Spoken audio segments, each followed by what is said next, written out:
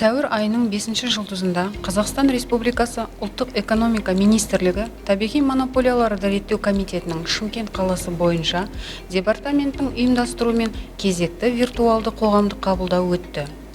Коммуналдық қызметтерді тұтынушылар Facebook әлеуметтік желісіндегі департамент аккаунтында өз сұрақтарын қоя алды.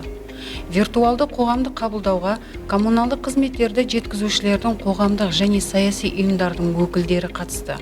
Іс-шараның модераторы монополияға қарсы департаменттің басшысы Дархан Қайынбердиев болды. Монополияға қарсы ведомствоның басшысы коммуналдық қызметтерді жеткізушілерді әлеуметтік желілердегі қызметті күшейтуге, түсіндіру және талдау жұмыстарын жүргізуге тағы да шақырды.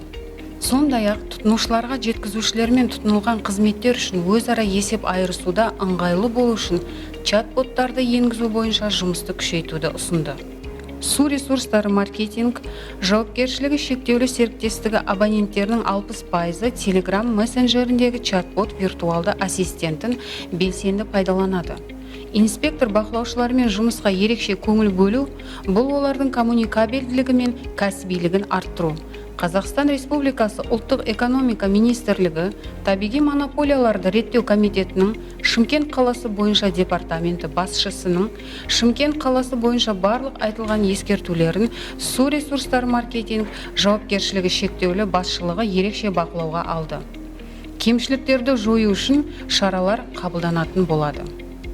Су ресурстары маркетинг жауапкершілігі шектеулі серіктестігіне қатысты сұрақтар туындаған жағдайда сіздер кәсіпорынның Facebook және Instagram әлеуметтік желілеріндегі аккаунттарына хабарласа аласыздар.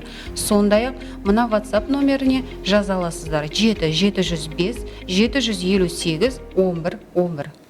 Алам, почтаға барып суға төлеп келші. Әже, қазір телеграм арқылы да төлеуге болады. Телеграм? Ол қалай? Телеграм ізде жолағынан ВРМ төменгі сызықша ботты тауып, старт түймесін басу арқылы іске қосамыз. Келесі әрекет, қалаған қарым қатынас тілін таңдау. Содан кейін абонент түрін көрсету керек. Жеке тұлға. Абоненттің түрін таңдаған кезде келесі әрекет, жеке шотты және үй номерін көрсету болады. Міне, жеке шот түбіртікте көрсетілген. Сәтті тіркеу кезінде абоненттің деректемелері туралы ақпарат көрсетіліп, ақпараттық блок қолжетімді болады. Осы блоктың ішінде онлайн төлем деген түймесі бар. Ой, пырмай, телеграмнан тек хат жіберуші едік. Енді ақшада төлеуге болады екен ғой.